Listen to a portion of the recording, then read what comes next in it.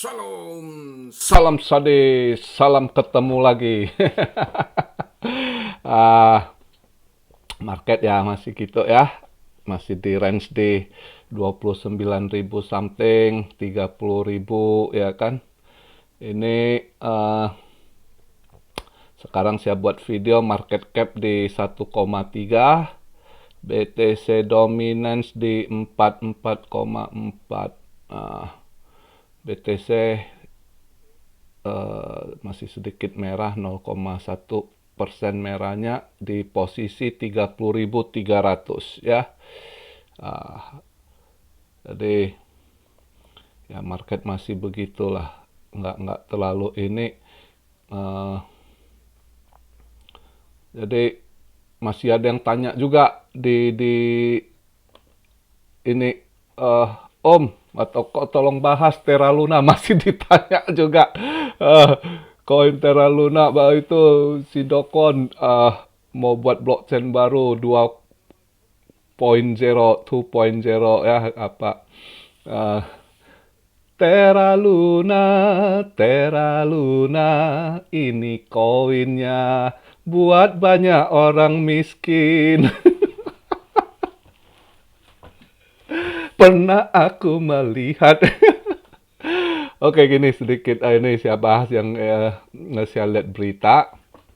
Ya, jujur, mungkin ini terakhir lah kita bahas Terra Luna. Kalau tanya apa, nggak mau ini ya, turut ini buat yang udah lost ya kan, sabar yang udah apa ya, untuk naruh harapan ya tetaplah berharap gitu. Tapi yang belum masuk ya saran saya jangan agak pesimis. Bukan karena saya aja pesimis, kalau kita lihat dari ini tanggapan tweetnya si Changpeng Chow ya, bosnya Binance, si CZ lah ya. Jadi dia umumkan si Dokon ini kan dia akan buat blockchain baru, dia forking. Jadi forking itu dari chain lama dia itu cabang baru gitu, kayak garpu fork ini ya, buat chain baru forking ya, sedikit bergaya kayak inilah dia bilang. Jadi yang lama ditinggalkan itu Luna klasik gitu ya, jadi istilah kayak Ethereum klasik. Jadi terus yang baru ya kan, Luna 2.0 ya, kayak Ethereum tuh ngadep. Tapi udah nggak inilah, orang udah nggak ini, termasuk si, kalau kita lihat beberapa hari yang lalu, dia pasti udah diskusi ya kan apa yang mau dilakukan kan. Pasti si Cecet tanya dia, lu planning gimana ke depannya ya kan. Ini juga orang kena gimana ya kan ininya. Jadi terus ditanya waktu beberapa hari lalu kan, ditanya Bitcoin lu backupnya mana. Nah ternyata kemarin dijual, kalau kita lihat berita dia jual 80.000 BTC-nya, dia raise fund sekitar 1 billion gitu ya. Itu dia buat modal lagi istilahnya. Nah, jadi istilah nanti dia ini juga, dia ada hitungannya, dia bantu termasuk yang rugi sebelumnya yang di USD gitu ya. Tapi yang waktu beli di $1 itu nanti ada dia suntik balik itu dana, dialokasikan dari 1 billion itu 40% itu untuk tanggulangi dana situ kayaknya, kalau nggak salah itu menurut dia. Jadi planningnya ke depan juga masih nggak tahu, masih banyak pertanyaan lah. Kalau menurut si Cejet pesimis. Dia buat dia udah ngomong nggak inilah, mungkin buat dia nggak jalan lagi. Tapi ya kalau kita lihat kondisi begitu ya kan, orang juga nggak mau invest. Lu kan harus harap orang masuk juga gitu ya kan. Blockchain baru, bukan, orang udah kecewa gitu, udah hilang kepercayaan, yang jatuh miskin juga banyak. Jangankan orang biasa, yang hedge fund juga kena gitu ya. Ternyata hedge fund ada yang nangkap pisau jatuh juga, pas dibuang dia beli, dia serok DCA lagi, makin dalam barang gitu kan. Jadi yang soal begitu kayaknya ya buat yang masih serok berharap dia ini ya, berharap bisa aja. Tapi kita nggak pernah tahu. Cuma kalau saran saya, kalau saya pribadi ya, saya pribadi, saya nggak bakal mau nyentuh si Terra Luna ini atau USD ini gitu ya. Nggak ini. Jadi masih banyak, buat saya masih banyak koin prospek, ngapain saya pikirin ini lagi gitu kan. Jadi kalau saya pribadi itu ya. Jadi ada yang tanya, tapi kalau ada yang udah beli harap ini ya udah beli taruh aja kan, udah ada jatuh murah banget dia punya ini ya kan, siapa tahu dia bisa ke $1 ya syukur-syukur ya kan, ya nggak tahu lah namanya ini kan. Tapi kalau saya sih ya sama, saya kalau lihat tweetnya si Cecet, pesimis juga gitu. Saya juga lihatnya pesimis gitu. Karena dengan kondisi market sekarang, susah Anda mau balikkan keadaan, apalagi udah hilang kepercayaan juga orang kan. Terus juga sekarang kan stablecoin lagi diincar juga. Kejadian lagi nih, ya kemarin Phantom, uh, uh, stablecoin yang di ekosistem Phantom, Day juga kehantam sampai 40 sen gitu ya, dari $1 turun 40 sen gitu. Itu lagi kena juga. Semakin orang takut dengan stablecoin. Stablecoin jadinya unstable coin gitu. Ya kan, apaan gini sekarang ya kan. Makin ini. Itulah kondisi market sekarang. Jadi makanya saya bilang kita lebih baik wait and see gitu. Ya kan. Terus ada yang tanya, gimana kalau market ini udah masuk? Saya nunggu. Saya gini.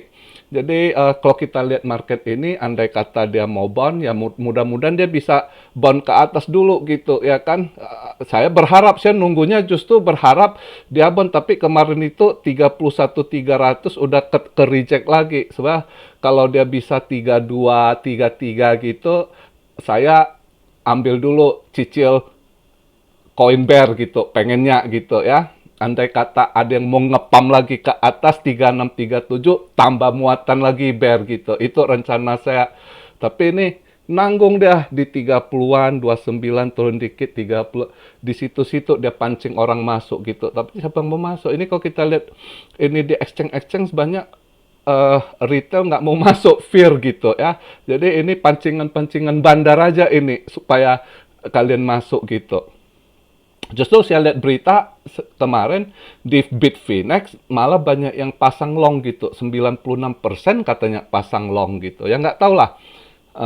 Kita lihat lah. Kalau saya sih nunggu. Andai kata mau berharap ada yang masuk, naik dulu ya kan. Jangan dibanting dulu gitu. Biar bisa serok bear lumayan gitu ya kan. Pengennya gitu. Tapi ini tanggung pula, baru kemarin 31.300 dia langsung di reject ke bawah lagi. Padahal saya pikir, oh saya tunggu ke 32, 33, gua serok bear dulu gitu. Kemarin niatnya gitu.